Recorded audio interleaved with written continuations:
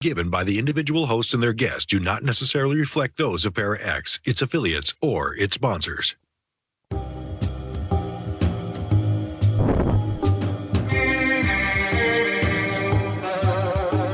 Step outside of your comfort zone.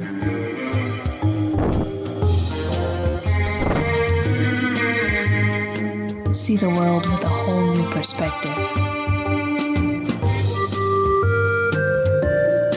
Join us and experience the unexplained on the Paranormal View.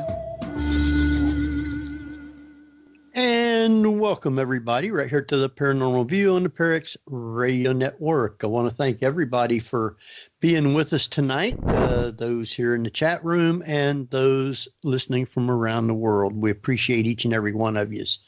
If you do have questions tonight, you can private chat them to either myself, Henry Foister, or Ceiling Cat. And I don't see Jeffrey in the chat room. I can't get in there. It's okay. Yeah.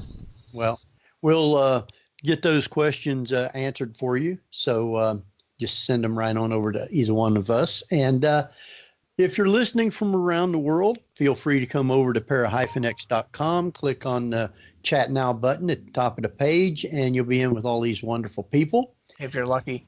If you're lucky. And if you have questions and you don't want to come over to the chat room, you can still ask your questions by sending them to the paranormalview@gmail.com. We will get those answered for you. So got a great show lined up for tonight. A couple of things actually before we get started tonight.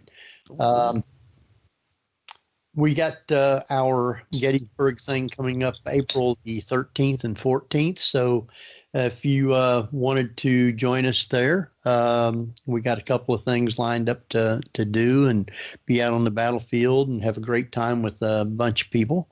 You can just send me a message. We'll get you on the list you can get all the information for it and everything. So with that, tonight we have with us Jeffrey Gould. Hello, hello. And Barbara Duncan. I'm here. Yeah, she's here, hiding in the corner. Yeah. But anyway, glad everybody's here tonight. It's still cold where I'm at. It's probably sweltering hot out there where Jeff and Barbara is. Well, actually, we get these brisk evenings, which are not that cold until the breezes come through, and then this bitter cold cuts through. Yeah. It's not pleasant, but it's not, it's not the same as what you've got, I'm sure. So what's it like up north, Barbara? Oh, it's in the 60s. In the 60s. Well, that's not bad. It's better than what we got. We did get one, it was like 60-something or close to 70, I guess, one day last week, and they're saying we're going to get another 70 next week, and in between it stays down in the 20s and low 30s. So well, we get really cold nights, but really toasty days. Well, tonight we've got a great guest, and Jeff, yep. Is there anything you guys got that you want to chime in, you or Barbara, before we get started? I got reordained and performed my first wedding down in Malibu the other day. You did? Yep. A friend of mine from online, and oddly enough, he's from Vegas, but he didn't want a cheesy wedding, so he and his now wife wanted to get married on the beach, so we went down to Malibu. And kind of got late the first day, so he says, I guess we'll do it tomorrow. So we did it the next day. And he had no witnesses, so we were fortunate to come across three very friendly young people who were witnesses and signed all the paperwork properly, and hooray. All right. Yeah, I posted some photos. I haven't got any of the photos of the actual ceremony yet, but I have photos of, like, at the beach and this one cute little sea lion that was at Santa Monica Pier later and stuff like that. On my Instagram at Real Badger. Yeah. So, Barbara, you got anything? No, pretty quiet. Oh. Barbara's the quiet one. We'll get her started after a while, though. Why don't you introduce our guest and we'll get started? Yeah, well, living up in Canada, Robbie Thomas is a psychic medium, spiritualist counselor who internationally helps families and police fight against crime while bringing solace to those who need it. Being highly respected in the paranormal and spiritual fields of work, Robbie continues to be a great presence, working alongside many integral individuals in film, television, and radio, lending his ability to further along his experience as a spiritual visionary. Robbie is often called upon from the international community for assistance with his abilities, and a prolific best-selling author and writer in the metaphysical, spiritual, horror, paranormal genres. Robbie has published 9 books of his own and co-contributed to 4 others. And he's written television treatments, which either are in development or have been perused, and Psychic Profiler is in production and development with Lambert Shepherd Entertainment and Very Paranormal Television. And he's either starred in numerous projects as well as creating numerous projects, still completely forgetting that I'm an available SAG actor with a valid passport. So welcome back, Robbie Thomas. Thank you for having me. That was the best intro ever. The latter part is the best. Now, like I say, I am available. I can come up to Canada. I don't mind. I'll try not right to. Now we have so much snow you can shovel my driveway. That counts. well, I lived 4 years in North Dakota when I was in the service, and I know what snow is like up there. I grew up in New Jersey, so in the 1960s we had 5-foot snow drifts and such. Yes. So where do you live at in Canada? I border Michigan. Oh, close to it. Yeah, I was in Minot, North Dakota, and we went up to Canada one time shortly after I got up there on a weekend. Went to Winnipeg. And Right, that's old. That's an old town, boy. Let me tell you. Oh yeah. But, I've got to meet Robbie, I don't know, quite a few times at different events and conventions. So we've been hanging out a lot, you might say. Not a lot, some anyway. Yeah. Well, when you come to Hollywood, let me know. Oh, you know I will. Now you've been doing some things with Keith Age. Did you say you was filming? What kind of things were you doing? Yeah, last year we went on a whirlwind tour throughout many different states, and it was the Midwest in conjunction in the middle there. We had some pretty good locations. We wrapped up in Virginia. There's a story that's actually tied to Virginia that's in the book. We'll probably touch upon it later. But we wrapped up the series at the end of pretty much the end of November. And it was a great time. It was going into these different locations, some that were never, really looked at in the paranormal community that much, or looked at all, and some of that were overdone many times. But still, in the essence of it all, we got some good stuff.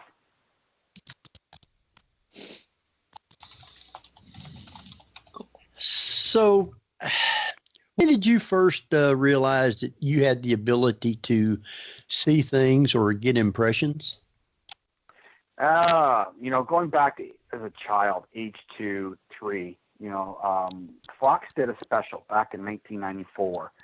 My mother passed away, but the day before she passed, that day that she passed, the night before, I had this vision, if you will, or visitation of the Horseman. And I had that sleep paralysis where you can't move, but you can see what's going on. And they were explaining to me at age 28ish, this is what's going to happen, and there's nothing you can do. It's going to be inevitable, but you're going to be taken care of. Going back now to age 2, back in the old days in the 60s, if a lady had a baby at a wedlock, the Roman Catholic Church would take the baby and put it up for adoption. This man promised my mother the world. He fell through with his promise and did not marry her. She became pregnant and had a child. The child was given up for adoption. Years later, my mother meets my father, marries him, has me. Then you have this little kid running around I feel like I'm adopted or I have a sibling, a sister or something out there. And this must have plagued her. I knew it bothered her. You know, as a child, you don't realize this. Bringing it back to 1994, after the funeral of my mother, her side of the family took me aside. It was her brother and her sister. We went to the park, sat me down, and said, all these years, you were right. There is another child, and her name is Mary. So, you know, that blew my world apart. I'm just burying my mother. I get told to have another sibling. I was right all those years. And then somehow Fox found that wanted to put this together as a goodwill story, and they did. And it was about meeting my sister and for the first time, and me knowing it all those years. So I can remember and recall back to age 2. Wow.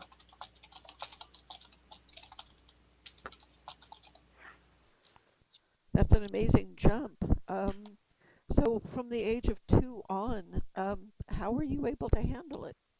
I wrote about that in my first book in 2003, and I talked about the peer pressure growing up as a child into the adolescence. And if my peers found out, I knew I would be crushed because they would make fun of me. So it just stayed within me. I talked to my mother a lot. She knew I had this ability. It was a lot of turmoil, learning on my own, learning how to decipher, how to, you know, expel what's good and what's bad, and seeing things happen, knowing that they were going to happen. My teenage years, age 13, my father buys this house. I'm going to be going to a school named St. Patrick's High School. Man in the home died, and they had a fire in the house. So we renovated that all summer long, finally finished it, and then I go to turn the light off, and it was an August night, go to climb in bed. I shut the light off, and I turn, beautiful moonlight coming in the window, by the way, and there he was. It was a shadow person, somebody dark outline, brim hat, overalls. I made out everything. And I pulled the covers over my head, screamed, and of course my mother came in, turned the light on, and he was gone. Well, this kept going on for a while, and I got introduced to this gentleman who lived in the home. Later, as the introduction went on, I learned from him the 3 gentlemen across the way who were adjacent from the house that we lived in were friends, or really good friends, with the man who died in the house. And Cecil Leach, Mr. Waters, Mr. Harding, all 3 of them in a row. And they told me they were going to die very close together and soon. Well, Mr. Leach was a very stout man, very stout. I remember sitting on the front porch of my father that one summer and watching Mr. Leach come across the road, as he always did, come on the front porch to talk to my dad, and he was holding his pants. And he got so skinny, so fast, and he had cancer, and he ended up passing away that summer. And then Mr. Waters passed away with a heart attack, and then Mr. Harding died in a hunting accident. So it was all very close to what this gentleman was teaching me, I guess, if you will, in the home. So that's my teenage years. And then learning about that. It was something else. It was a very educational, I'll tell you that. So I guess going to a library, all of that's kind of out of the question too, because in small towns, I guess word would get around if you're checking out weird books. Yeah. There's something about small towns that does that. Sure. Small towns. Looking at the way of growing up in that home and what took place, I wasn't very shy and glad that we moved out of the house. It was different, and it wasn't like evil, but it was very educational and learning about being told what was going to happen, being shown what was going to become of this person and what have you. And I learned quick.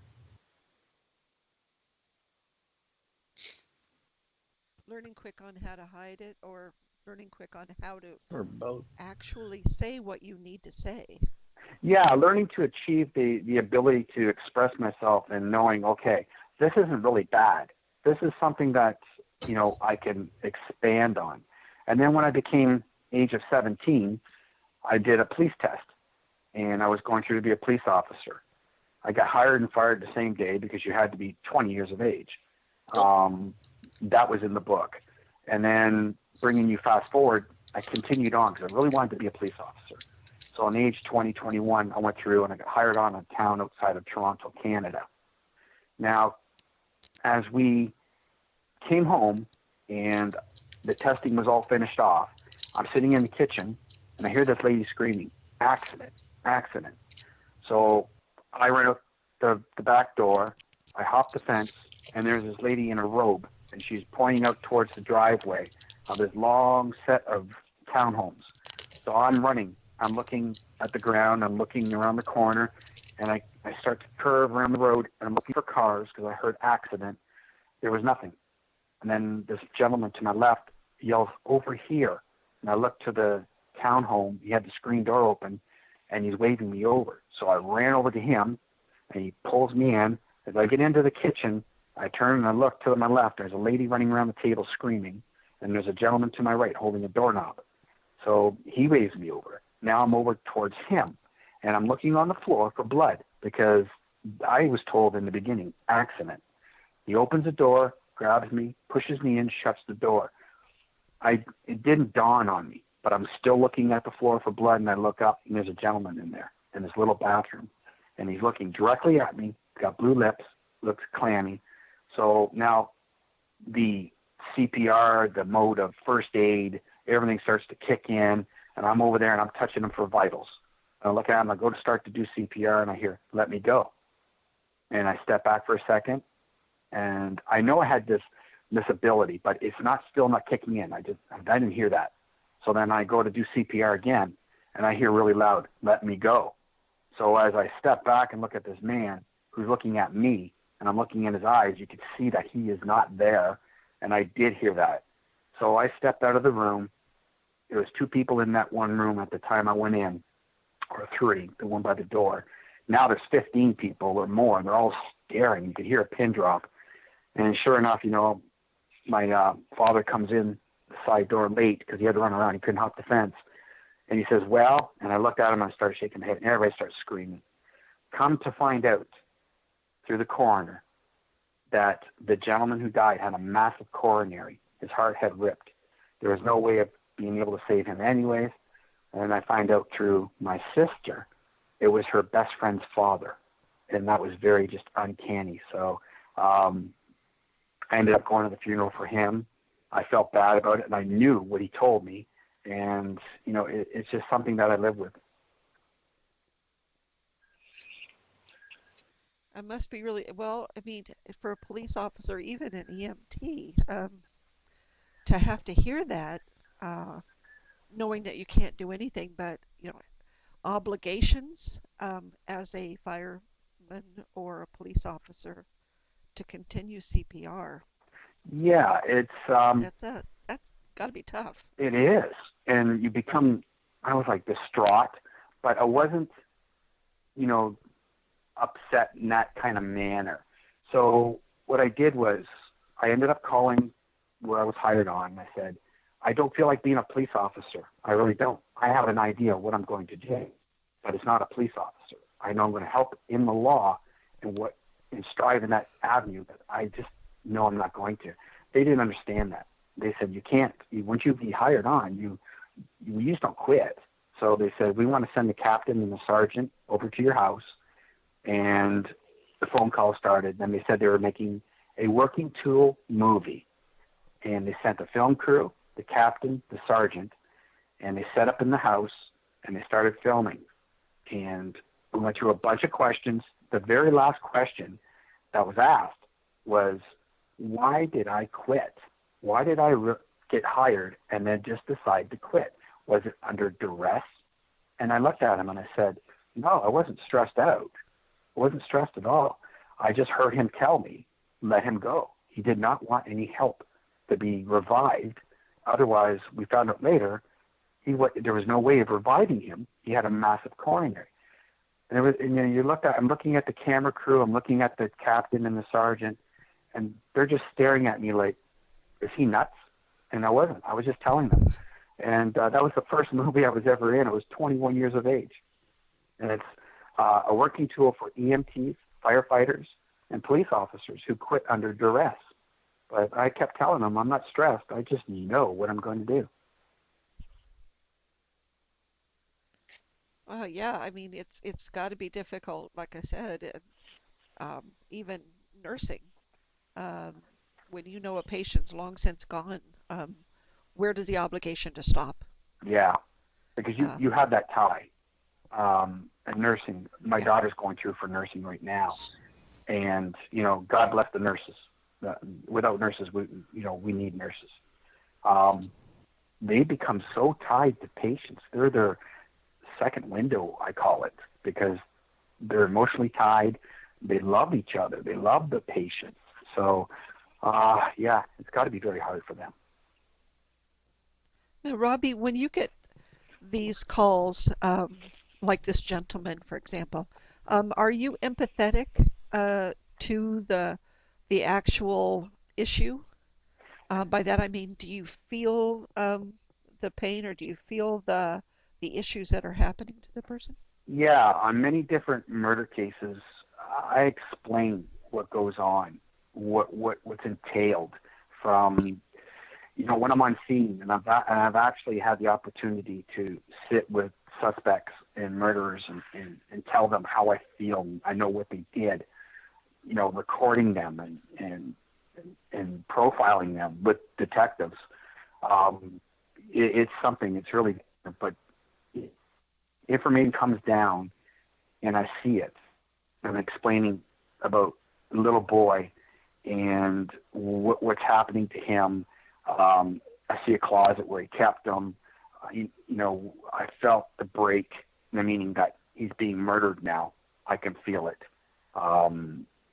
It's terrible feeling to go through. And then I get very upset because I'm human, and I write about that in there. Then you take all those feelings, all those subjective visions you have, put them on paper, and I'm hundreds or thousands of miles away from people, and I send that to the detective, and they turn around and go, oh my gosh, that's everything that took place. That's everything that you have. You gave the murderer's name. You gave the location of where the murderer lives. You found the body, and you're not even close to being here. It's something that, how can I say it? It really does eat at you. It makes you feel vulnerable. I feel vulnerable. I feel anger, a lot of anger when I do children cases, at the situation, at the fact that this is going on. It shouldn't be going on. And, when I'm on scene, it's even heightened 100-fold. It's a lot different. When I'm talking to a suspect and the detective we're playing the good cop, bad cop scenario, and the detective's had enough, and he goes, you know what? He profiled you.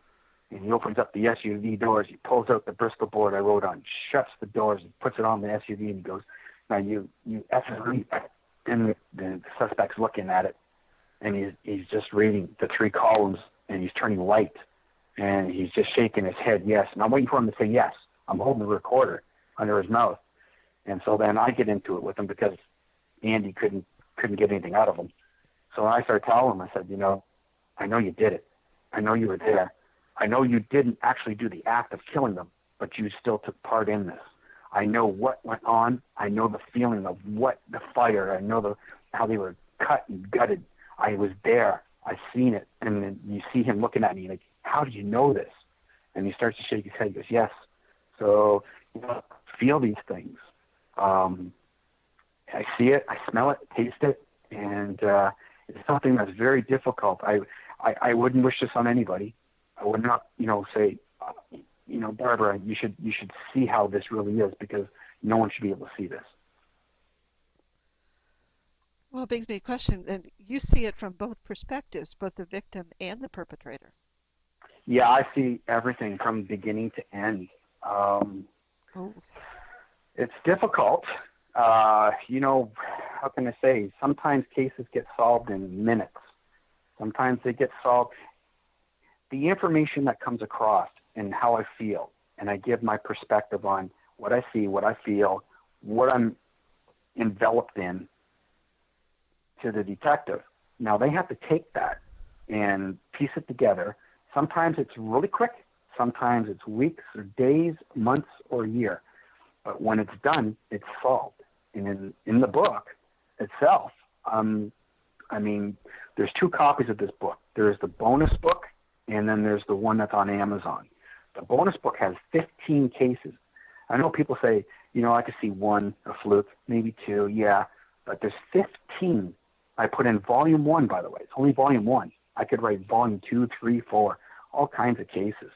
But it's just to show and illustrate the true feeling of somebody who goes through the motions, like you explained, the empathy, the apathy, the fact that, you know, I become that situation. And then I remember, Barbara, looking at the detective's face on different cases, and they're staring at me, and then they walk up to me and they go, I don't know how you do it. I've heard that from every detective from Washington to right in Canada here to, you know, oh my gosh, Kentucky, all over. And I just tell them, I'm just part of a tool that is part of you. And together, we're working together to solve these crimes, to bring solace to families. And we're talking about Robbie's book, Psychic Profiler, The Real Deal. And he sent a portion of it to us so we could read it and be able to ask a lot of questions and stuff and go over it. There's a lot of interesting cases that you had in here. I think that your first case in the book was you talk about this guy, Jesse. You seen him walking across the parking lot because you was with another guy when you seen that, and I guess you was talking to the guy anyway. You went up to where he lived and started talking to this Jesse, and out of the blue, kind of, why did he just out of the blue confess to you that he and another man killed a guy? I was going through, and remember, I was going through to be a police officer at that age, that time. It was 1990. This is my first case, 28 years ago. I put the very first case in the book, and that, you know, to show people the fact that, you know, it goes back that far.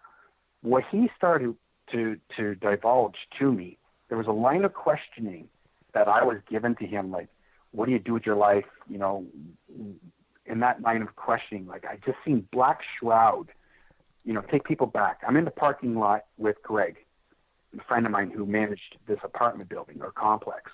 And it was a nice sunny day, and I'm speaking to Greg. Over his shoulder, this gentleman's walking behind him.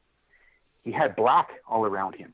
And I knew from growing up as a kid, everything black was evil. Everything was that anybody who had anything emanating from them, black, that much, like a shroud. There was something wrong.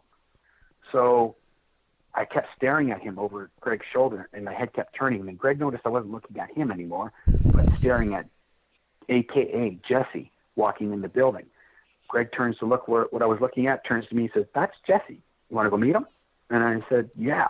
So we eventually made it up into Jesse's apartment. Now, picture a 5'0" sawed-off Eddie Van Halen. This guy was a replica of that. We're sitting inside his apartment. His girlfriend's pregnant. She's there.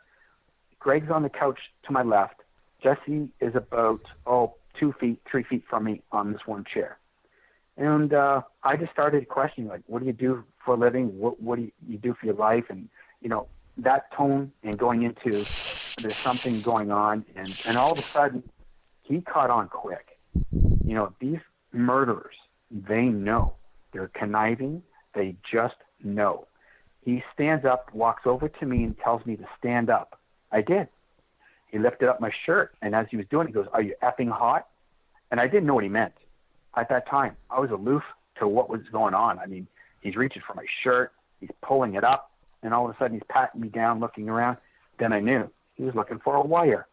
The line of questioning and I'm a straightforward guy, and I'm asking him straight questions, and then all of a sudden now he's asking me if I have, pat me down if I had a wire. He pushes me down in the chair, and he says, "You want to know?" And he goes, held his hand sideways like a thug would hold his hand, like with a gun, and he goes with a motion in and out. He goes, "We popped him like a rabbit. You should have seen him hopping." And I'm listening to this kid tell me this. And his girlfriend now is pacing back and forth from this little cubbyhole dining room area into the living room. And he stands up and smacks her and tells her to shut up. And then he starts telling what was going on, where they ran. And then he says, "I'm going to have an alibi." And then I'm getting all this information from this guy. And then Greg, by now, is at the door going out of the apartment because he's freaking out. Jesse asked me to leave. We're leaving.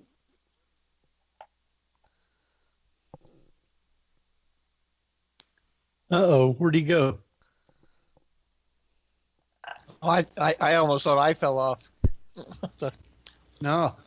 Well, it doesn't look like he fell off. Oh. It shows he's still on. Yeah, but how often is that said? I've been still on and nobody can hear me and I can't hear anybody. Welcome to Skype. Do that. No, it shows that he's still on. So I wonder if he knows we can't hear him and he's just talking and talking. Which I've done. How often have I done that? I'll be talking and all of a sudden I'm like, "Oh, I'm not even on the call anymore." Okay. Well, there's not a way for me to send him a message unless I get onto Facebook, I guess. Yeah, but he would have to be on Facebook to know that you sent him a message. Right. So, I tell you what we can do. I can try and call him. I can hang up on him and then call him back, I guess. But we can try that. Yeah. That might be wise. It's time for a commercial anyway. Yeah. So. Pardon me. Normally I'm muted, and all of a sudden I got something that tickle in my throat. All right, we'll do that. Oh, I can't play commercials and call him too, though. So, No. would you guys talk just a second and let me see if I can get him back on here then. I'll wait for because this has to go off before I can call him back. So There you go. let it get disconnected here. Excuse me. And then, Live TV. yeah. Live radio. Yay. So I saw Black Panther this morning, and it's fantastic. It's one of the best Marvel movies out so far. Awesome. Sorry? I said awesome. Yeah. So, and Still waiting for Ant-Man to. Hello? oh yeah, that's gonna be great. Back on now? No, I can't hear him. Hi, this is Robbie Thomas. I'm not available right now, but if you leave me your name and number, I will get back to you. So why didn't he foresee this coming? I don't know. Well, you don't foresee it coming. That's something that just happens. I don't know. So Like an old cartoon I saw of a car full of psychics going to a convention, and the sign says road out. He says, "Well, how was I supposed to know that the road was going to be washed out?" okay. Well, let me try it a different way then. And Smoke signals. okay. He's on Facebook. Let me get on over there. Yay. And hang on a minute, guys. So you guys go ahead and talk for a minute while I try to There you go. do this here. Let's see. I came across a commercial that I had done background for back in August for no good reason, I'm thinking, I haven't thought about that for a while. I should see if it's online. And I found a good frame grab of it with me right there. And then I found it on YouTube. So if anybody wants to look up Buffalo Wild Wings Dragon as a search term, you'll bring up this amusing little thing set in medieval times. And when the guy is offering up buffalo wings in medieval times to this other gentleman, he's got a little dragon to make it burst fire onto the chicken wings. Right over the standing guy's shoulder is me, and I lean back and talk to the row behind me. And yay. And I'm still waiting for the other commercial I did. Okay, I'm going to try and call him back now. See if this will work. Yay. Always difficult. Yeah. Cell phone lost coverage. Drop your call and you'll never know it. It never fails. Oh, yeah. Well, my brother's coming into town in a week and a half. Get to see him for a day, hanging out. Oh, cool. And You gonna go to the Queen Mary? Hello. That's a good idea. Yeah. I don't know if he's ever been in the. Yeah, welcome. Hey, Robbie, how you doing? I'm back. Welcome back. You were talking, and all of a sudden, you wasn't talking anymore. We didn't hear anything. Oh my goodness. What part All I did you can guys think of is miss? all of it we didn't hear. Your friend was running out of the apartment, and you were about to run out too. Oh, okay. There. We ended up about there. Yeah. Well, Greg, by this time, is at the door and getting out to the hallway. And then I ended up at the door by being told to leave.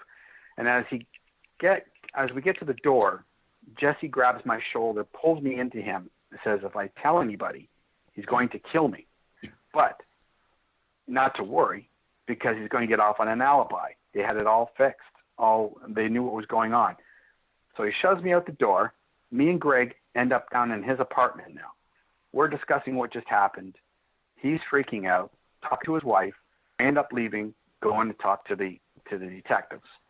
I'm talking to the detectives on the phone. I'm explaining to them everything that transpired in the apartment.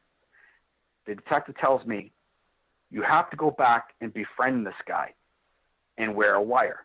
I had some explicit words to say, and I said I'm not, because he just told me he's going to kill me. He made me. He already looked for a wire, and they said, no, you don't understand. We're actually in court with this guy this week coming over a murder of Mark Campbell, and that's when it all came down. I learned that they were in this murder, what they did, what he explained. I said, oh my gosh, there's no way. And that was my first case. It was a lesson well learned. So did they ever actually get the guy for the murder? They went to court, and they did get off on an alibi. Everything he told me how they would get off, they got off. Here's the thing, though, and I didn't write this in the book. Thomas Cook, who's the partner of AKA Jesse, they were ripping off a car stereo across the way from the gas station. They weren't having any luck with the car stereo. They went over to rob the gas station, and that's how Mark got shot. Thomas Cook ended up, years later, tying his girlfriend's hands behind her back, saran wrapping her head so she couldn't breathe, and he watched her die in front of him, and he turned himself in. That's his second murder, and he's in jail for life. And Jesse, a.k.a. Jesse, is out west in Canada. He moved from this town. Wow. And they never did get him for anything. Jeez. No, they got off on an alibi. And once you get acquitted, that's it. You can't go back and charge him for murder. Right. Wow. Well, I think what we're going to do now is take a quick break since we didn't get to a few minutes ago. And it won't be real long. We'll get Jeff to take us out, and then I'll bring us back. So stay tuned, everybody. We'll have more in just a minute. Go ahead, Jeff. I think you pretty much said that. We're listening to the Paranormal View on Para-X.com with your hosts, Henry Foister, Ceiling Cat, Barbara Duncan, and myself, Jeffrey Gould, with tonight's returning guest, psychic, criminal profile, and author Robbie Thomas, so one could stay tuned for more of the Paranormal View after the break, so I guess I don't have to say any of that. Whether you're listening at home, at work, or anywhere, thanks for making Para-X part of your day. Your source for everything paranormal, Para-X. And welcome back, everybody, right here to the Paranormal View on the Para-X Radio Network. I want to thank everybody for being here with us tonight, those in the chat room and those listening from around the world. And speaking of around the world, Barbara, where do we have listeners at? Tonight they're in the United States, United Kingdom, Germany, Ireland, and Unknown is back. Right. I'm glad to see that Unknown's always hanging here with us. No telling where they're from. Of course, we got Robbie with us. He might be able to tell us where they're at. They're in your chat room.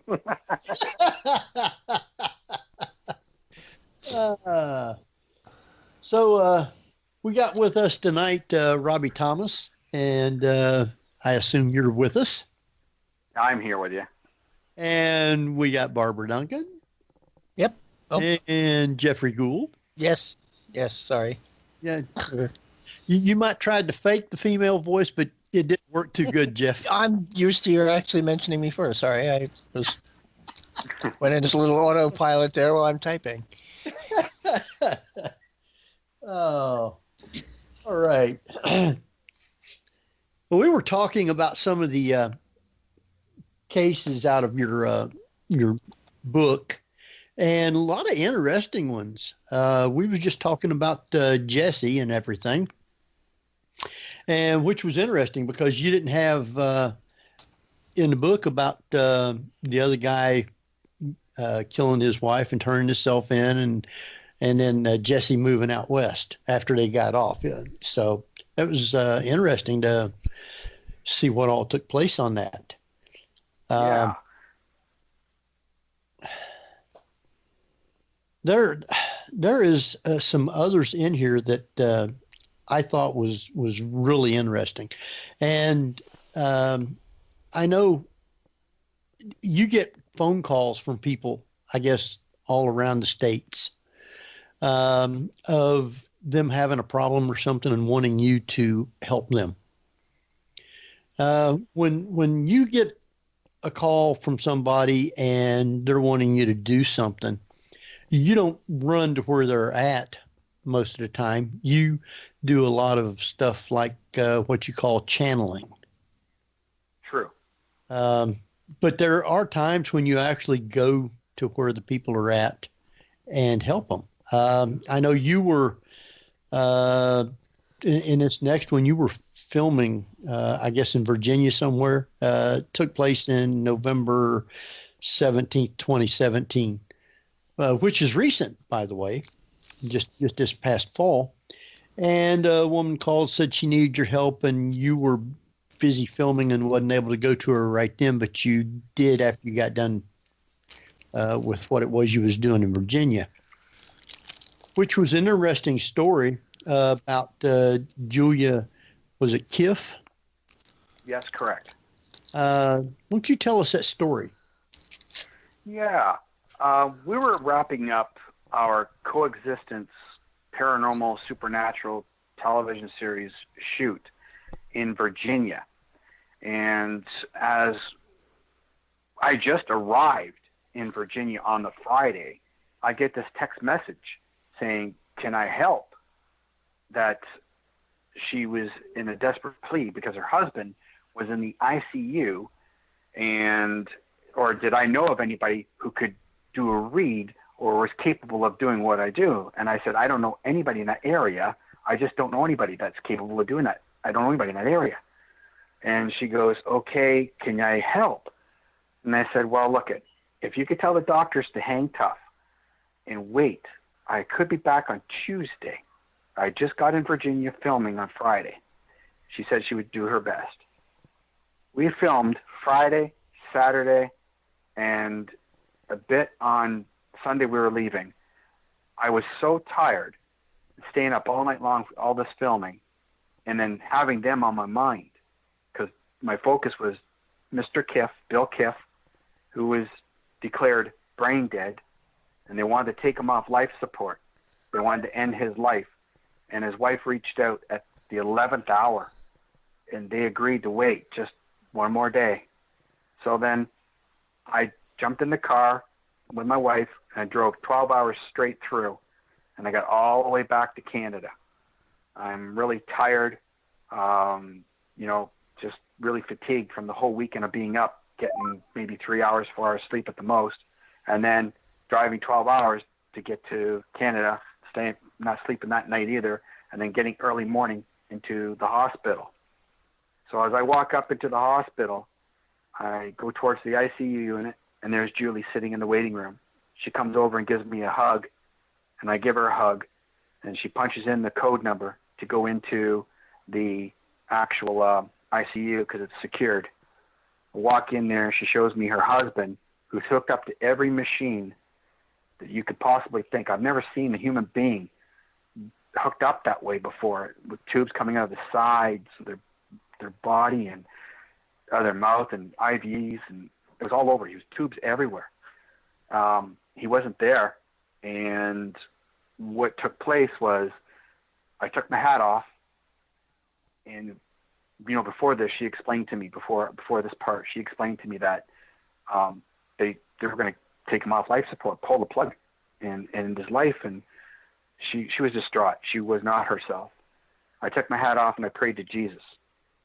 That's my faith. That's my Savior. I prayed to Jesus, and I asked him, I need to hear something. I need to hear Bill say something. To anything, please, God, just tell me something. And then within 3 minutes, I heard, it's the wrong medicine. His brain is swollen. It's going to take time to heal, and a couple other things. I turned out of prayer. I turned to Julie, and immediately she said, oh, it's not good. And I said, no. And I hugged her, and I started explaining to her that what I heard was it's the wrong medicine they're giving him. His brain is swollen, and it's going to take time to heal. And then all of a sudden, his mom came in.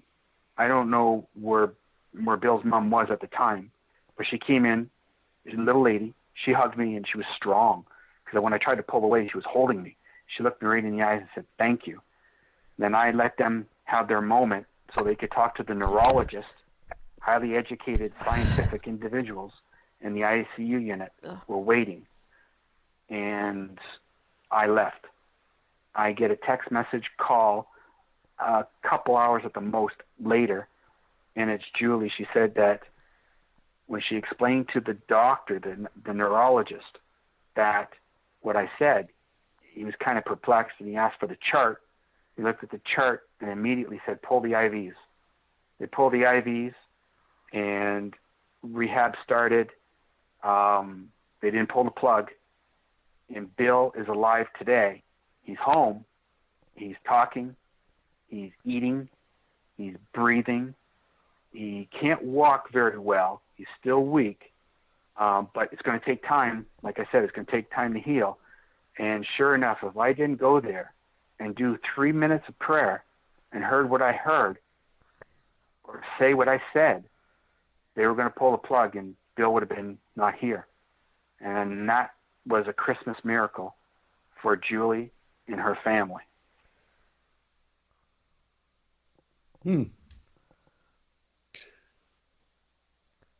So That's amazing that the doctors listened. It was amazing. There was some type, there's divine intervention, because what in the first place, Barbara, why did they say, yeah, okay, we'll wait an extra day for him to come home? Like, in any scope of thinking, doctors, they're doctors. They're highly educated, scientific people. So for some divine intervention, it took place. And we come back, and we're talking, and I'm telling her exactly what took place or what went on from that prayer, or just a couple moments of hearing whatever Bill told me through the subconscious, it saved his life. She wrote a letter in the book that explains in detail what went on. She validates that whole story.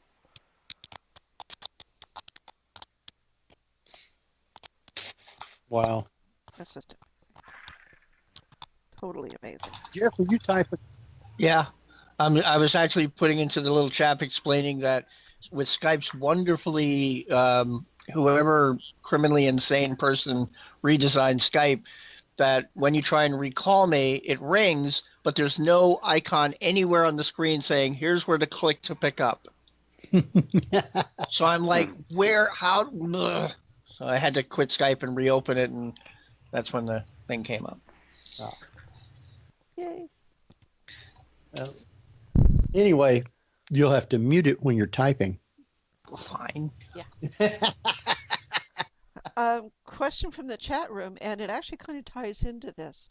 And that is, can you see alternate futures or present possibilities so that when you look at a situation like that, do you see that there's possibly more than one outcome to a situation? Yeah, this is going to really heighten Jeffrey's awareness here. I'm speaking to Mark Tillman. You know who Mark Tillman is, don't you? Sounds familiar. He is the actual casting director for Stephen King's It, the first one. Oh, he did wow. RoboCop, MacGyver. He did all those shows. I'm on the phone to him, and I'm on the phone to Don Hutchison from Liftoff Productions, and I was writing a movie script called Time Shift. During this, I call it an episode. I really do. During this time, I'm writing feverishly, and I'm just going like crazy. This script turned into a book, but I typed in 9.0 earthquake off the coast of Japan, the Black Abyss, back in March 2011, prior to it actually happening. And on my Facebook, and you can go back, Jeffrey, and take a look at that week prior to that happening. There's certain notations I make that things are going to happen. It's going to be a catastrophe. My last statement was to everybody the night before it happened. I said, what's about to happen tomorrow, we all have to accept and move forward from this. And there's a few other choice words that were all added in there. So the next morning, and the script was already done, and that was already on Facebook. Already had the phone calls to Mark Tillman and Don Hutchison from Liftoff Productions. And Don actually wrote a little excerpt, put it in the book, that it was a remarkable call, and he gives his notation on what took place. The next morning, that earthquake happened. It registered at 8.9, and then they ended up changing it to 9.0, and my phone didn't stop ringing. It was Don, it was everybody down in Hollywood where you are, and it was amazing having everybody call me saying, you hit that, right? And it wasn't. I just seen it. I was writing a script, but then I stopped, and I said, this has to be into a book now. So I turned it over into a book.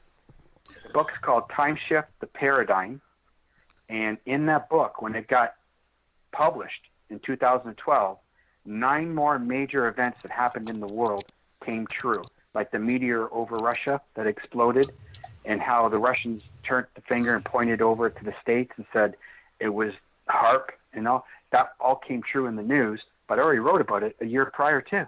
It's all in the book. Now, do you find that, I'm not sure how it's received, do you find that if you predict things like this, that people change their behavior as to avoid it? You can't stop the inevitable. I learned that a long time ago. Going back to the current book, Psychic Profile of the Real Deal, I seen where Victoria Stafford was going to go missing 2 days before she went missing. Now, the way I can back this up is I went on a show called Fox FM 99.9. Had the program director, and there's a clip on my website people can listen to, RobbieThomas.net, and the murder cases tab. He states He looked at all the information I had before they investigated this case, and he goes, I was a skeptic, but now I'm a believer. And he goes, I remember you showing me everything. And so, you know, when I see things like that, there's nothing you can do to stop the inevitable. It's not up to me, and Barbara, it wouldn't be up to you. It's that you're getting told something's going to happen. You're going to be the catalyst, as I've learned. And I'm assuming from all these years of me doing this, that this is the prerequisite of what's happening, is that I'm the catalyst, that something's going to happen. I'm the after effect. I come in after and help. So it's almost like the old classic Greek legends that if somebody is foretold something by a soothsayer and they try and avoid it, they end up actually causing it to happen. You know, I would believe so, Jeffrey. I mean, like, I don't want to be the bearer of bad news either. You know, it's I don't know how to explain it. It's something that's there. It happens. You get this information, and I start my sketches right away. I started them. I put the pile of rocks. I put the tree line. I put the wagon wheels. I put the laneway. Sure enough, her body was found right by the big pile of rocks in the tree line where the Mennonites went. And all that validation, I'm telling you, is in the book from the emails that I got from the grandmother, the letter from the families in there. I mean, I put every case, I made sure it was closed tight with all the information that's proven. So when people read a case, and there's 15, they read one, they go, I see the detective's letter validates him. I see the letter from the family that validates him. I see the emails, the text messages, and the photographs. They're all in there, and it seals the deal. The reason why this book, too, is just not because of, hey, I did the murder case, I solved it, or hey, I brought this person home alive from the sex slave trade, or, you know, hey, I found the elderly lady who was endangered within an hour getting a phone call from Florida police. It's not because of, it's to show families not to give up hope and faith and read between the lines. And there's a lot of good information in there for their children so that they can safeguard them. You know, it's a big encompassing book, and I worked on it for 8 years. So I'm trying to get the message out to people. So you indicated that Time Shift was a treatment. Has that ever been greenlit or anything, or anyone taking interest in it? You know, it never got to being greenlit. It turned into the book. It released the book. It became a bestseller in Germany, hit number 3. United States, I think it got up to maybe 100 and something. But it sold well. On the site, like on my website, there's a lot of different critics who have read it and said what they feel about it. And there's news links. So everything that happened post of it being published, it shows like CNN link. It shows all the different things that happened. Like the one that's right on the cover is the Mayan temple, the Mayan calendar. And I show it's burning. And I had Scotty Roberts write my foreword. And I said to him, they're going to find that. And the 12th Bucktoon, it doesn't exist. We're going on. And it's not that we're going to end. And this was 2012, and everybody's going, oh, the Mayans, we're going to end.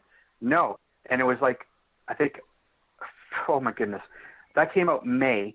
And if you Google it and people take a look when they found that calendar in the cave, it was just shortly after that. But my book came out first, and it showed the temple, or the calendar on the front cover, meaning we're going to continue on. So that was like another vision that put up right on the front cover. Huh.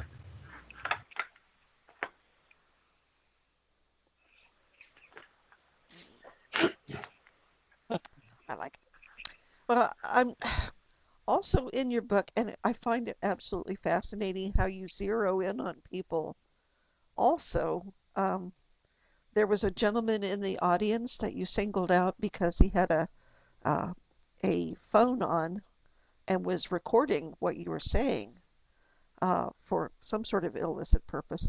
I'm going to let you try to explain that, but it's fascinating that you're also seeing things as they're happening. Yeah, it's I was working with the U.S. Marshals and the firebomb expert. I won't say his last name. His name is Jeff. Yay! And yay, good name, Jeff. How do you spell it? Yeah, J-E-F. Oh, yeah. Well, we were close. But very, very intricate case. So I'm doing the speak to for the family, and it was in a hotel, but we got this big congregation area. It filled up. I mean, it was wall-to-wall people, and it was just more than family. It was like the town came out. It was so packed. And there is the U.S. Marshal with a trolley cart with case files on it. I didn't want to see anything. The night before, I told private investigator Roger Saunders, I wrote down on a piece of paper all my thoughts, everything I seen. I said, put that in your pocket, hang on to it till we get, and I start talking. So I'm explaining what's going on, what I see, how he shot, what took place, because all they sent me was a photograph of a house before I went to Ohio. It was the back end of the house. I couldn't see no window, no doors, nothing, just the back end of a wall. And he was very tight-lipped, the U.S. Marshal, Jeff. And so went in there and I started explaining stuff. And when I started talking about insurance policy and where the money went, about walls being torn apart late at night and something of the weapon being put into the wall and then people gasping and saying, oh my gosh, the night that he was killed, his estranged wife had people over in the middle of the night ripping walls apart, putting new drywall up. And they said, well, where do you think the gun is? It's behind the wall. And then an insurance policy, and then Jeff stops everything. And he goes, there's no way you could have known about those insurance policies and all that down to the T. And then I turned to Roger and I said, Roger, can I have that piece of paper? And Roger pulled it out and I said, okay, you read it. And Roger reads it to him and everybody's blown away. So I wanted to show everybody I'm on cue. I'm right. I'm right with everybody and we're doing the right thing. So then I look down the aisle and I see this guy and he's on his phone. He's facing me. I know who's on that phone. It's the perpetrators. And he is part of, he's playing like devil's advocate, sitting on the fence for the family and for them. So I had some few choice words. I walked down the aisle and I said to him, is that an effing phone? You know, I mean, I'm human. I'm speaking human. And I'm looking at this guy and he looks at me and I said, not in my meeting. And he turns and shuts it off and he bolts for the door and he takes off. I said enough because I knew the people on the other line would hear exactly what I was saying. I was setting them up to let them know that I'm on the hunt for them. And so, you know, to make them aware that we're there, what we're doing. That was really something else during that time. Okay, I have to ask, did they get caught? The one guy who murdered Robert, right now at this present time, there's a guy in jail who got information from the man who actually pulled the trigger. He says he wants help to get off drugs. He's not asking for anything. No time off his sentence, no nothing at all. He wants help with drugs. He has an addiction. And in light of that, he'll tell exactly what this individual did, where everything is, the gun and everything. So that's the point we're at right now.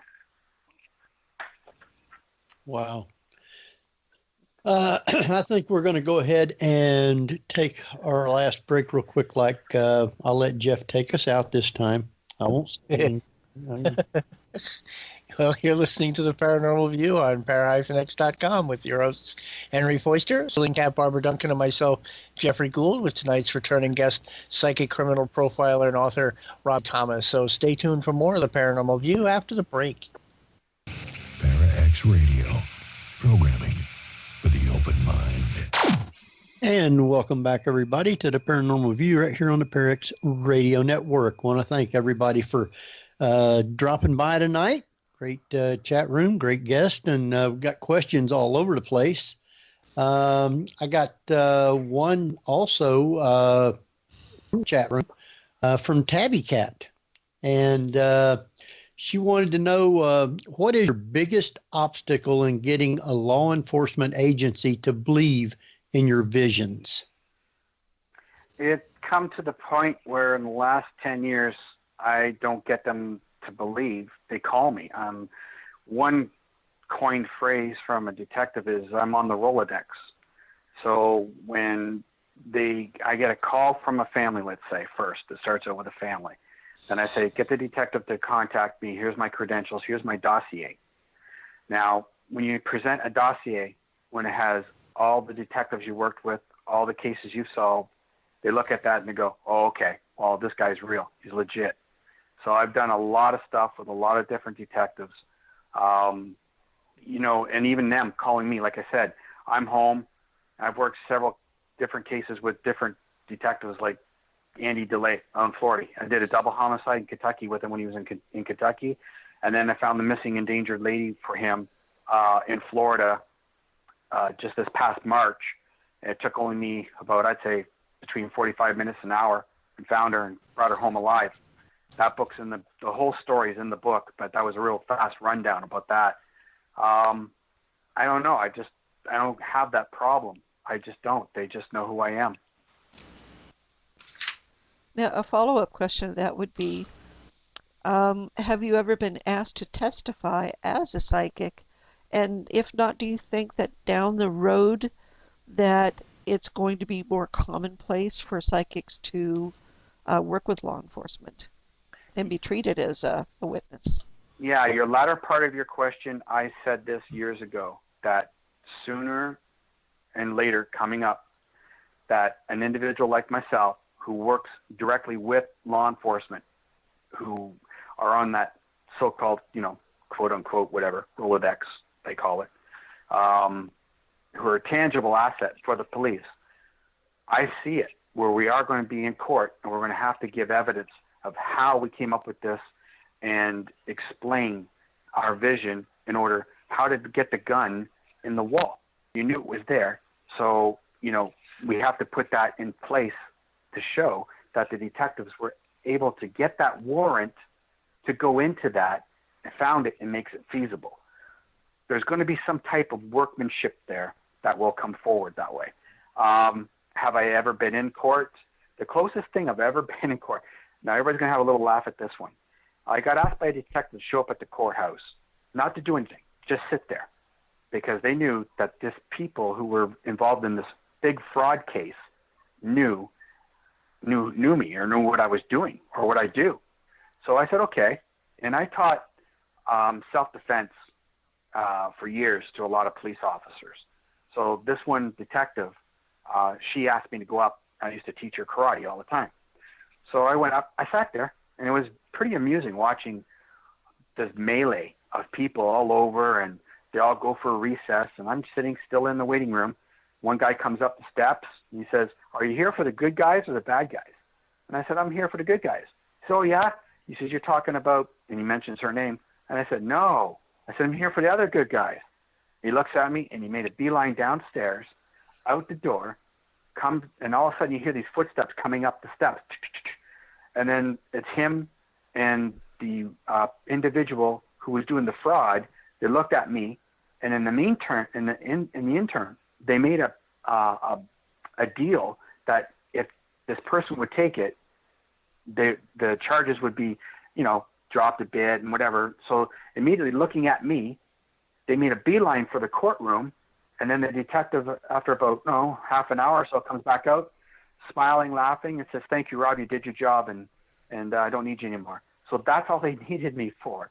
That's the funniest thing, because it must have freaked her out as she ran in and took the plea bargain. Wonderful. Now, when you do these, and if you ever do get called, do you ever worry about your own safety? Like I said, I go, how can I say this? I go right up to them. I ain't scared. I work out daily in the gym. I'm not just boasting on my physique or how I am. I bench press over 300 pounds, and I work out very rigorously. I have my black belt. I'm not scared. I just don't have this fear, because you have to remember, I went through to be a police officer, and I want to do the right thing by people. And, I have this saying, families come first, and I put the criminals where they belong.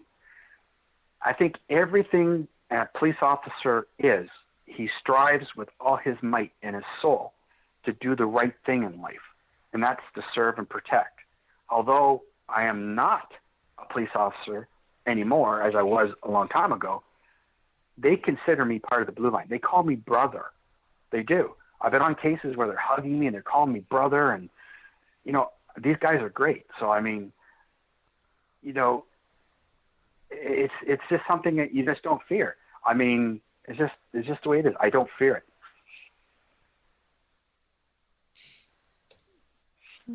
But you have, I got to add to this too. Yeah. I'm around a lot of blue liners, so when I'm on a case, and I've had guns pulled on me. I mean, we were on a case down in Kentucky, and I remember Andy DeLay. He turns around and we're pacing off the double homicide because he wanted to get every inch by inch of where this kid said he didn't see the fire and the smoke and yada yada yada. So we're down the lane. I'm standing there. I'm talking to the sister of the one family member who was murdered. And then I hear Andy about 30 feet from me go, "I could pull my weapon faster than you can pull the trigger." And I look over at him and I'm going, "What are you yelling at?" And I look in the bush and there's a gun pointed right at me. So, I mean, I've had it pointed at me. We were filming with America's Most Wanted film crew. And, I mean, one of the suspects showed up at the hotel where we were at, and he had a gun. And we're not scared. I mean, and all of a sudden, you see all the cops that are there chasing this guy. So, I mean, I got cops with guns around me. I'm not, you know, it's just, I'm not, I don't know. I just don't have that fear. I don't fear. Well, the question I was going to ask was, is it sort of like what they call the prophet's curse, where you can't see your own fate? Do you go into these situations psychically blind, where you're not going to see that? No, I'm very aware of my surroundings. I'm very aware of, you know, what I am and what I do. How can I put it? I've been doing this for 28 years, folks. I mean, if I was scared, I would have stopped years and decades ago. And something would have happened decades ago. No, I'm not. I'm just not that way. They fear. You got to look at it this way too. I know people have a hard time understanding this or equivocate this to looking at the murderer. They think the murderer, he's a mean monster. They're more fearful of us coming after them.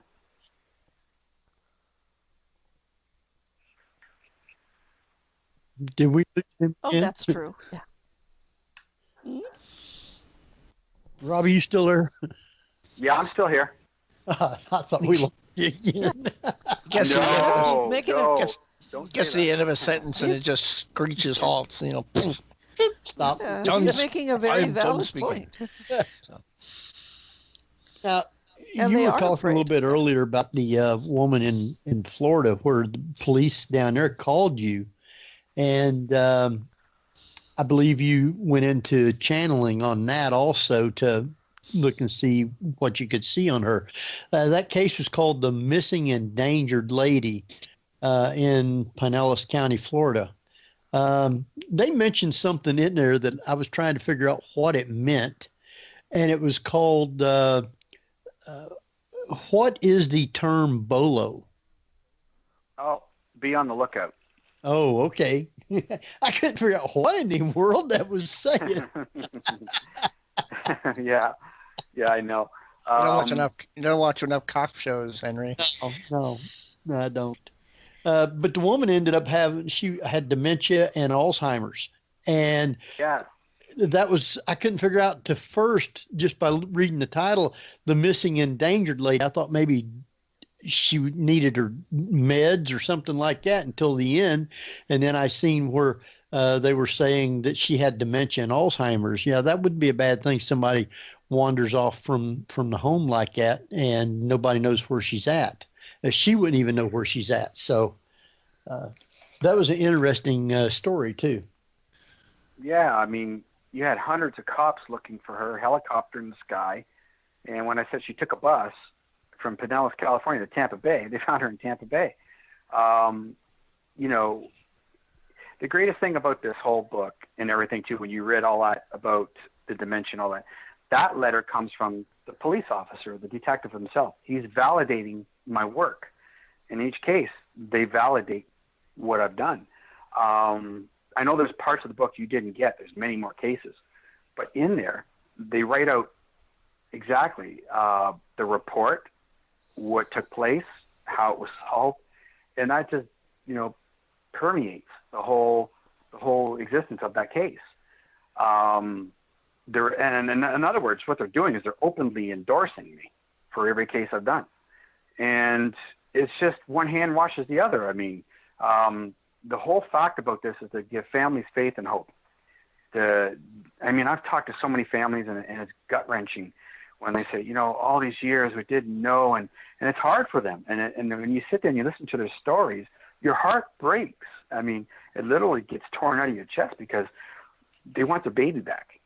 And you know you can't get them baby back, but you can give them some type of reprieve or solace to find some type of justice for what was going on. Now, earlier you had mentioned, or actually Henry has mentioned that you channel. Is it a difference than, say, remote viewing? You know, it's channeling and remote viewing is like when I'm in Canada and they show me the picture of the 4-year-old little boy, and I'm staring at his picture, and I start gleaning in visions of stadium lights off, and I put circles on the diagram, and all my drawings and stuff are all in the book too. And then I'm drawing this monster that I see through a 4-year-old's eyes, what he looks like. And you take his mugshot in the picture I draw, and you take a look at the ears and the distinction of what it all is, it's exactly him through the 4-year-old little boy's eyes. Wow. And when I put repeat offender of 2 boys, the man was a sexual predator of 2 other boys and was charged before. Then he ends up murdering this 4-year-old little boy. So I scream out. That case was the Caesar Cano case. That happened in Louisville? Yes, that's correct.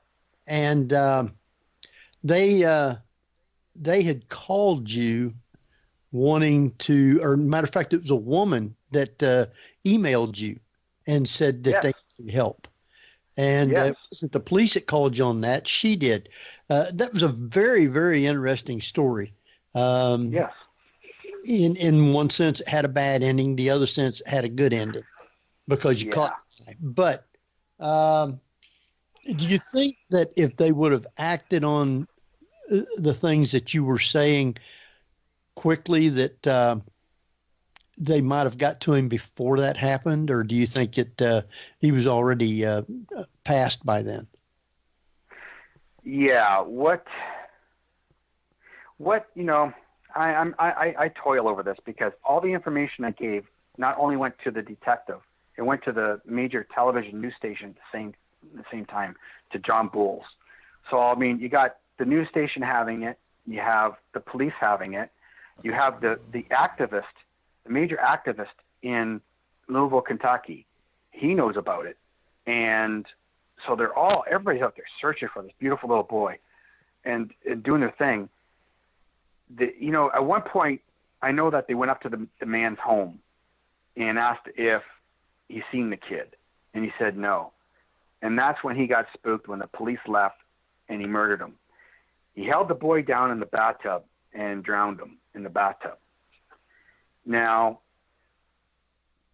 his excuse in court was he freaked out. He didn't know what to do, and so that was his excuse, to kill the boy.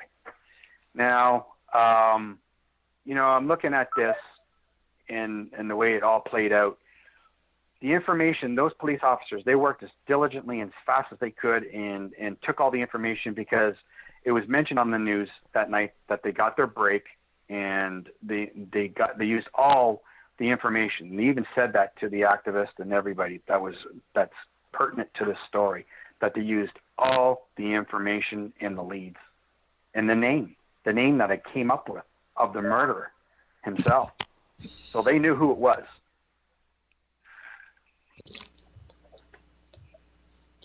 Which, after they had found his body, they went back and started looking at the things that you had sent, and that's what led them to Cecil.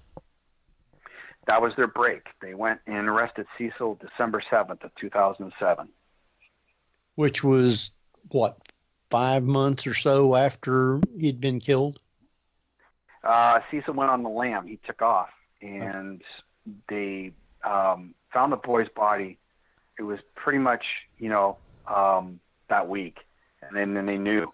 And then Cecil's gone. So they were looking for Cecil. But they arrested him, and they got him December 7th. Wow. How many cases have you been involved with that had bad endings like this? Oh, too many to count. It's disparaging when you talk about it. But there's just a lot of bad. But when you look at it, like you mentioned, there's a good outcome to it. Although, and then one person said this to me, was Keith Age. He followed this case that time I did it in 2007. He was on the phone actually too, with the police, me, everything too. There was a lot of people involved, and Keith was there, and he puts a quote up on my website there. Although I described the killer to a T, his name, everything, and what happened, it's a bittersweet, but the man got caught. Yeah, it is a bittersweet, and looking at the amount of cases with the bad endings like this, there are a lot. Like Barbara mentioned earlier, I wish I could have that information or that ability, or how do you turn around and say that this is going to happen, stop it. You know what I mean? It hasn't gotten to that point. It hasn't gotten to that 9.0 earthquake, warn everybody in Japan, or, 2 days before Victoria goes missing, I get the vision exactly where they find her body and who did it. I mean, I profiled the 2 people who did it. Yeah, it's very discouraging. I don't know what to say about it. Well, let's take the reverse of that, which is the happier endings. And doesn't that make it all worthwhile in the long run when you have the ability to grab somebody out of human trafficking, for example? Yeah, this lady followed me since the mid-1990s. Before there was Yahoo, Twitter, most of your social media, MySpace, and all that, she followed me. It was the Robbie Thomas forums. I used to have like 10,000 plus people follow me. I talked a lot about spirituality, a lot of things about, your dreams, you as a person. It was a positive aspect. And so she ended up calling me up one day here in the mid-2000s and said, I never thought I'd have to use you. And I said, well, what are you talking about? And she says, my daughter is missing, and she's gone into the human trafficking. They took her. I said, oh, my gosh. She said, the detective is done. He's at odds. He has nowhere to do, so I discussed you with him. He said to call you, so I'm calling you. So I said to her, okay. We sat down for a minute. I'm talking to her on the phone, and then all of a sudden I came up with this. I envisioned it. I said, this is what you got to do.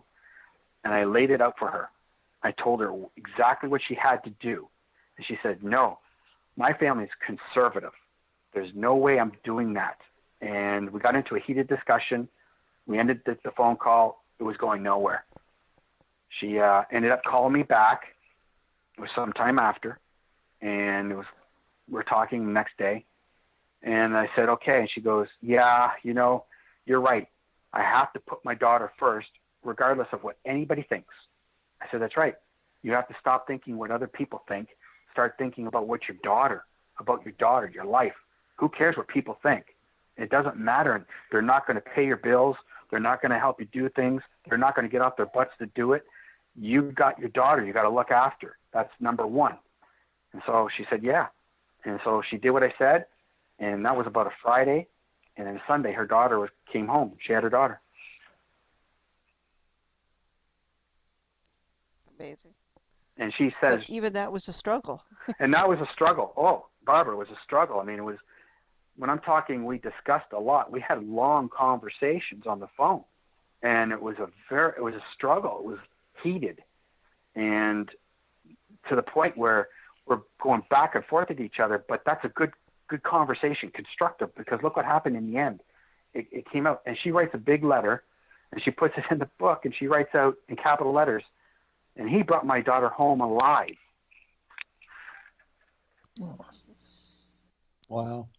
I got another question from the chat room from Cater, and he wanted to know if you ever been wrong. You know, looking back, I've been asked that question many times. Look back, the only example of ever being wrong is that I write a chapter in the book called The Good, the Bad, the Ugly. I pull punches because, you know, I've been doing this for too long. I don't care what people think. I don't care what people say. And when I get called by a family, I'm for them. I don't care what skeptics say. I don't care what Cater says. I'm not saying that in the bad way. I'm just trying to think of somebody else. But I mean, I don't care what anybody thinks. I go in, I do it. I go in, I talk to the murderers. I go in and I chase these guys because that's what I do. I look at families, and then sometimes it goes well, sometimes it don't, because we're doing something in a case. Families always want to butt in, and I see the prerogative. I see their point. I understand it, but you have to separate feelings and family from what I'm doing. So I have to really separate that. And when you say it gets heated, yeah, it gets heated. And then they don't like what I say, it's tough. I'm there to find your daughter. I don't care how you feel about me. I'm going to do the job, and I'm going to get it done for you. In the end, we'll hug, we'll kiss, and we'll make up. But I don't care what you think. So, you know, doing what I do, and you call me for a reason, I'm not playing a game. You call me. I travel thousands of miles from my country to my wife coins a phrase. She calls it perfect strangers. I go out of my life from my family and put my life on the line for perfect strangers. And she hit it right. So when I go out and do these things, and the family says to me, you know, you're wrong, and we did it. I said, well, look what you did. You messed the case up because you brought in a mall cop, and you brought in somebody who said he was a cop, and he wasn't a cop. I got International Police Chief Kevin Smith, and he's working with me on this. Very high-ranking officer in the world. I got America's Most Wanted here. They're filming, and you're screwing this freaking thing up. I mean, you don't belong here. Go back to your house. We're going to do this. You know, that's how I am. I'm very straightforward. You got something wrong with your family. You need it fixed. I'm coming in to help you. There's that point where the nicey stuff. Yeah, but stop it. I don't know how to say it. I'm just like a straightforward guy. I get on the job. I'm doing it, and that's just the way it is. Certain things happen in cases. One case, going back to Cater, and Seattle. A girl goes missing. Lady calls me up and says, my daughter's been missing. My ex-husband took her. I said, okay, what happened? She said, well, we went through court. I won custody, and he went and took my daughter, and she's gone. I said, oh, my gosh. So, all right, let's start this. So I started going through it. Then I'm talking to the detective. The detective fills me in that she's a mail order bride from over the country, Romania or whatever. And he goes, she's really weird. I said, okay, fine. I got that in the back of my head, but I'm still here for the child. That story, okay. Then I start finding out that the husband, his family is even more weird. They have tunnels from their houses that go underneath to each other's house. They don't use front doors. They use tunnels to go to their houses. And I said, how the hell does that happen in this day and age? How do you allow this to happen? And he's telling me the story, and I'm thinking, this is really weird, and it's busted out there. So I give my reading. I do my thing. I say, I see him up in Canada. That's how he came up through Minnesota in that area. All right, time goes by. All of a sudden, I get this phone call from her. She goes, I got this snapshot from Quebec. And she goes, I think it's Quebec. Can you take a look at it? And it's got French signs. I said, yeah, that looks like Quebec. She goes, when you go underground, folks, there's people above ground searching for you.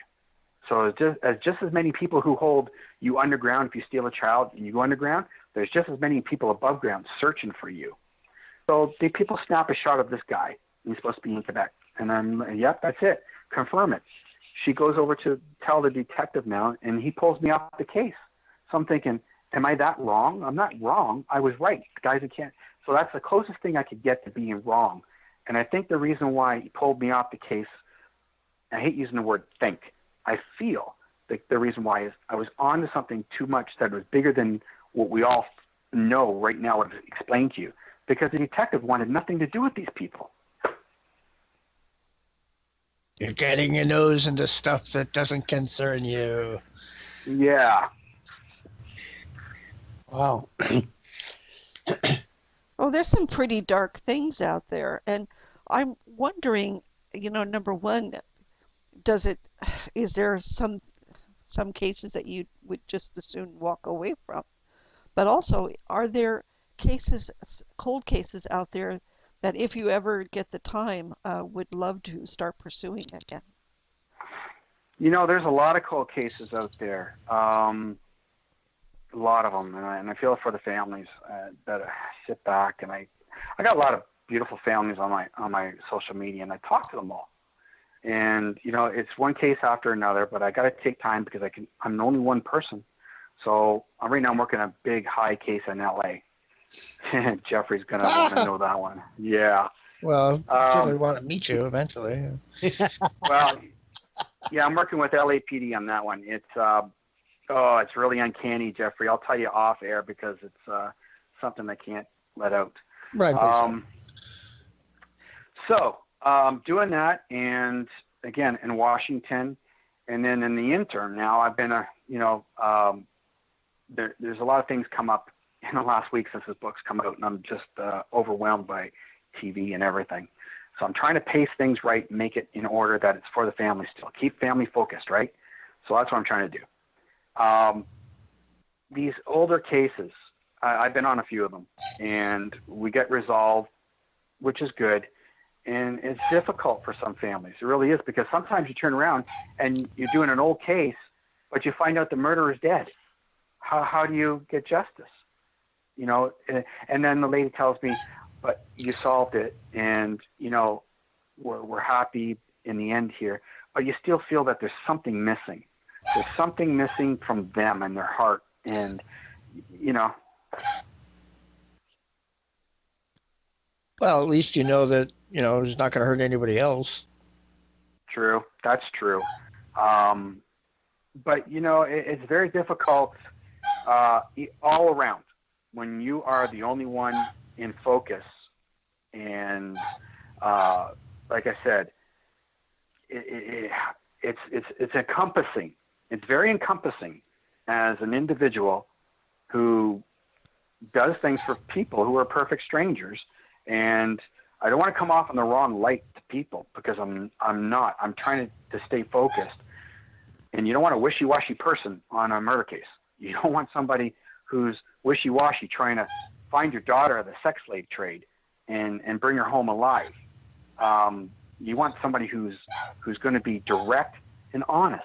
And I think I'm the most direct, honest individual that I can be for people. Now, you're still working with different police agencies. Do you ever all of a sudden get a vision of something and contact the police to tell them? No, that's a question I've always been asked too. I did a show with detectives are actually the host of the show. One's a lieutenant and one's I think it was a captain. Very, very distinguished individuals. We discussed one case that's very high profile right now. And they've had a slew of people who call themselves psychic call in or email in information. Now, they weren't contacted to be brought in on this case. They just emailed and phoned in. What people don't understand is all that information that they get, they have to follow because it's a potential lead. So when I talked to Danny, he says, everything that comes in our office, we have to follow. So if we get something on there that looks tangible, and if it takes a week or 2 or 3 or 4, and it comes at the end that it's no good, it's a foiled attempt, we lost all that time, all the man hours, all that wasted expenditure of costs, everything. And then we turn back and we got hundreds of those sitting on our desk. It's very difficult. So I don't ambulance chase. I never have. Let me take that back. The only time I did was Victoria Stafford, the girl who went missing. I seen everything happen. when she went missing, I knew, and it was a town about an hour and a half, 2 hours from where I live, and I contacted the family, and sure enough, well, the two did it are in jail. Wow. Cater again wanted to know, with your 27 years of doing this, have you ever got any advice words or have you ever got any advice words of wisdom for us? Has he learned anything about life, humanity through his practice over the years? Yeah, I learned love people. I love people. Life is precious. Every moment is precious. If you're ever on my social media every day, I wish everybody the best. Every morning I wake up and my first post to everybody who's on there is, I wish you all the best and I send you love. I want that for everybody. You know, the people who take the time out of their life to become bad, it's just not an overnight thing. It's in them. It's, you know, so I've learned that through my own consciousness of life itself. Respect everything in life, in people. That's what I do. I don't know if you call it words of wisdom or just my prerogative, but you know, for people in life who are wanting, you know, I get this a lot too, guys. I get people email me, at least, you know, every week I get 2 or 3 people. I want to be like you. I want to do what you do. No, you don't. You really don't. It's not a fantasy. It's horrible. I look at autopsy pictures. I see things that people shouldn't see. And then I know that I talk to a lot of homicide detectives who are on my page too, on my social medias, and I kid around with them. I say, you know, your whole career of 30 years being a homicide detective, I've done more homicides than you have in your whole 30 years. It's sad to say that. It really is. So, like, words of wisdom is just love life, love yourself, and your family, your children, everybody who's involved in your life. Show that respect, and you know, that's all I always pound into people. You know, life is very precious. Live it fully every day. Now, do you do readings for people?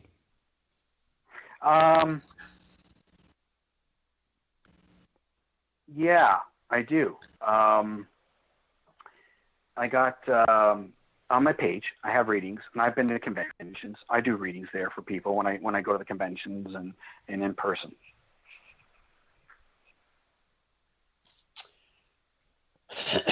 Okay, now I have to ask, with recent news, etc., do you find that the atmosphere out there is just a little bit more tense? Can you repeat that again? I'm sorry. With the recent news, etc. Yeah. The mass shootings, etc. Right. Do you find that violence tends to be a little bit more prevalent in people, or is it just coming out more in people? You know, we can look at it that way, that social media and media itself, news media, it's more prevalent, or, you know, has it been this way a lot? No, I think it's there's something going on. I mean, there's other countries that don't have mass shootings like this. You know, there's countries who have guns, but they don't have mass shootings. We can make a list of them, like Australia, Japan, Canada. You know, very low. I don't understand it. I don't know what to make of it. I made a post the other day, and I got a lot of beautiful people again on my page from America and Canada and all around the world. But I'm hurt. I think the whole world's hurt by this. And when we see children who are taken from us by a senseless act, and then the parents have to sit there and bury their babies. I mean, I just can't wrap my head around that. I just can't. And it's just not in Florida. It's everywhere. I mean, it's happening all around the States. And then all of a sudden, I click on different social media, and they said, oh, they prevented a copycat over here, and then they arrested this guy over here, And then somebody's grandmother called in and got the grandson arrested because he was going to kill. I'm thinking, what's going on over there? I just don't get it. We can't, we have to find a solution. We have to find a solution for these children and the temperament of the society that we have, and find a solution quick, because we can't have this anymore. It's not good. I feel like a lot of it, if you look back 25, 30 years, you didn't see all this violence like that. I think a lot of it has come about through social media. Everybody is on social media. Kids are following it. Kids see this, kids see that. And if they can do it, so can I. And I think that has a lot to do with it, is social media. Yeah, I think you're right too. I talked to my wife about that the other day. I said, let's go back when we had no social media. I mean, there was no pressures in wanting to belong to a clique. There was no pressures in wanting to be that popular person or popular group or whatever you want to call it. I mean, I just don't understand. I think it's the pressures of that, the peer pressure. If you're not liked and you're bullied, I mean, the new stigmata is the bullying online. And you see all these children taking their lives because of the bullying too, or they're fighting back by hurting other people.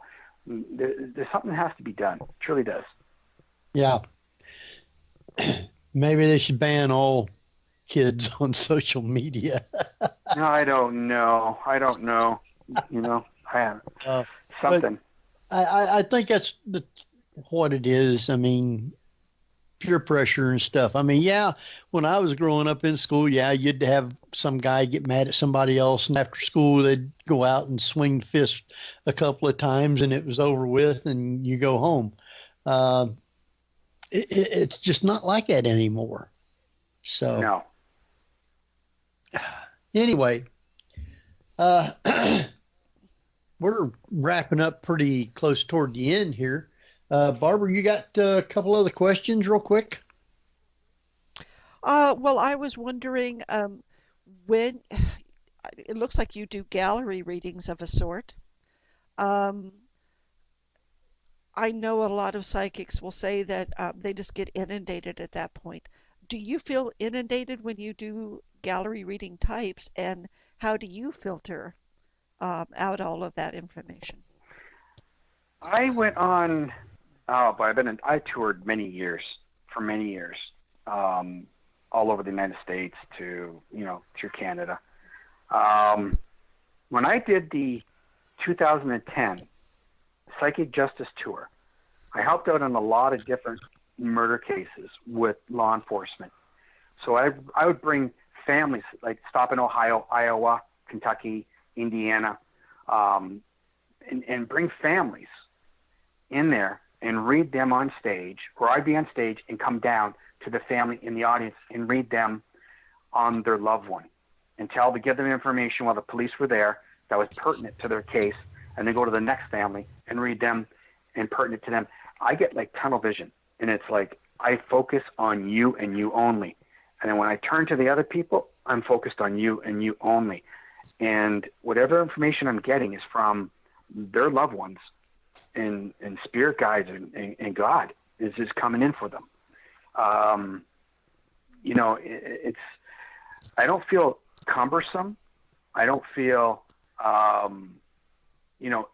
entrapped into where I got all this energy from different people coming in, because I'm focused on that individual in that family. I've done it before. Like all these different tools I've done. 2007, the Power of Spirit Tour, New Orleans, and all over. I just love people. I love going out and doing it. And, reading people is great, because it's that tie. I usually say, I call it like the genealogical tie, and it gets that moment with them and their family or loved one or their life. They want to know what's going on or what's wrong with their health. And I remember being at the last Mid-South and people coming up, and I couldn't get a room because it was just too many people. So I just said, oh, you know what, I'm going to do it right here. And I just kept reading people right there at my booth with everybody else all around. And the noise and all the congestion just went away. And I focused on people, and I told them what they needed to hear, from medical to whatever. And, they're crying and they're going, "You're right." And oh my gosh. And that's not I'm being right. It's us. And we're finding a solution. We're doing something here. And we're getting the right answers for you from whomever you're coming with. That's how I describe it. So you have tours coming up again? There's been people asking me, please go on tour again. Come on tour. If there's anybody out there who's doing a conference, whatever, you want to get me to your conference. I know it's kind of hid in the shadows because I know a lot of stuff that I'm doing coming up in filming and what have you. Contact me. We'll try to work something out and get me to wherever, and we'll do some touring. They asked me if I was going to do a book tour because of this new book coming out. I even kind of dashed that away because of the fact that the new stuff that's coming out. I know Jeffrey wasn't on the conversation of us prior to the show, and we could fill him in after, but it's very heavy. It's something big. And if it goes well, oh my goodness, I hope I can reach out to more people than normal. And the question I have is, you work with local law enforcement. Have you worked with the FBI? Over time, Scott. Right now, we apparently. did a case. Are we off air? No. Oh, sorry. I thought I heard that. I'm sorry. That's my quagmire. Anyways, we were doing a case in Washington. The FBI found the car in Virginia, but then I worked with the DSA, and it was a CIA individual's daughter who was murdered, and they brought in NSA. NSA was there. Didn't really speak to the gentleman, and it was very different, but it was neat to watch how the algorithms and whatever he was trying to figure out and what was going on. But I've worked with that many types of different high individuals. Oh, okay. So it's not just local law enforcement. You're pretty much all over the place. Like I said, the one detective called me the Rolodex. Rolodex. Yeah. Oh, I got a feeling that's gonna stick, and I don't want it to. Because who writes numbers down anymore when you just put in your phone? Yeah. We got people already asking for you to come back, so which is good. I love. Yeah, I'll come back. I love you guys. Yeah, I'll probably get to see you sometime this year. I may try and be able to go down to Louisville this year. I know I got Gettysburg in April, so we'll have to see how things go. And so with that, our time is got about 4 minutes here. I guess it's too early for you to do that, but maybe next time when you come on, maybe we could, if you'd like to do some readings, just small, quick readings for people, we could do some of those. So, Jeff, Barbara, you guys got anything else here real quick like? Well, was there, you had mentioned on one of the previous times you've been on, and it's been years, and you were developing Psychic Profiler. What progress is that? Is that actually going to come together as some sort of a TV series or what? Well, that's the point I want to talk to you off air about. Oh, sorry. It's not that I'm lazy, but when we have a returning guest, what I normally do is I go back to the report page of their previous appearance, because a lot of times there'll be links and references to things that I already have the links to, so I don't have to go looking them up again. And I was just kind of glancing at it saying, well, let's see what we didn't talk about today, I can delete. And I just say, because, back then he was still talking about it as a TV show, so... And like Scarborough Fair and things like that. Well, a little hint would be that for this whole week, I've been in discussions with an Emmy Award-winning film director, and so It's very hot, so I want to leave it at that. And as soon as I hear more, I will definitely come back and talk to you guys about it and who the police chief I'm working with now as a partner. And yeah, it'll be really great. But I want everybody out there, much love to you all, and everybody's tuning in. We talked about social media tonight. I just want to get a little last word in here if I can about our children. Now, this book, sure, it has a lot of missing persons and murder cases in it. It has a slew of endorsements from every law agency, whatever, Crime Stoppers, chief of police, different police, RCMP, everything. That doesn't really matter. What really matters is the little bit I have in the book for families. And that is the social media. We talked about that. I write about social media in the book and about your children. Pay attention to that. And also I write about the good, the bad, the ugly. And there's 3 different parts of that big chapter. Don't look at it in the bad way. Look at it in the good way. Read between the lines. That's all for families. And I'm trying to give some love out there to people so they can understand. And hopefully you don't have to call me. And I pray for that. I never want to see you. And, that's not a bad thing. That's a good thing. So Psychic Profiler, The Real Deal, True Crime Cases, Volume 1. It's on Amazon. Please go get it. Give out your information real quick, of where they can get in contact with you, your websites, and all the other good stuff. Oh, thank you. Yeah, RobbieThomas.net. It's pretty simple. Just RobbieThomas.net. All the information's there, too. You can take a look at it, and all the history of all the different cases I've done. They're all on the murder missing persons cases, and I even did a thief. I caught a thief for people. So, yeah, and the letters there from the people that did it. Oh, my goodness. Yeah, love you guys. Thanks for having me. All right, we want you to stay on till after we're off here. Jeff? Yes, we can go to the paranormal Facebook.com/The Paranormal View, all one word, for our on Facebook stuff, where I try to find interesting articles throughout the week to post. You can follow me at Real Badger both on Twitter and on Instagram.